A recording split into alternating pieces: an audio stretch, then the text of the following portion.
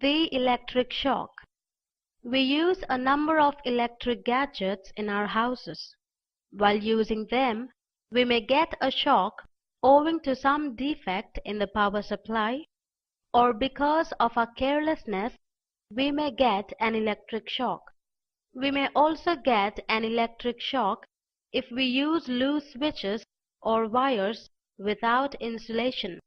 The dangers of an electric shock. When electricity passes through our body, we get an electric shock. Our body parts undergo a certain suffering. This is called an electric shock. If the force of electric currents is less, it will push the body away. If the force is more, the body gets attached to wire or the appliance used. First aid for an electric shock. If any person receives a shock, the main switch of the power supply must be switched off. If the victim gets attached to the wire or the appliance, do not touch him. But he must be separated from electricity using a dry stick.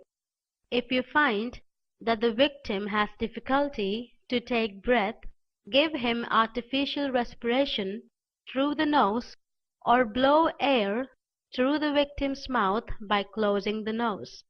Then place him in the open air to let him rest. Take the victim to the doctor as early as possible. Let us be away from any kind of electric shock. Do not operate electric appliances with wet hands. You must not operate switches with wet fingers. You must wear your footwear while making electric connections. Always use a tester. Use a new wire instead of joining two old pieces of wires. We must not touch hanging electric wires. We must not dry clothes on electric wires. Lying fuses and repairing electrical appliances, etc., must be done only after switching off the power supply. If you observe smoke or spark from a switch, mend it or replace it with a new one. You should not put your fingers or metal rods in plugs or switches. We must be very careful while using an electric iron.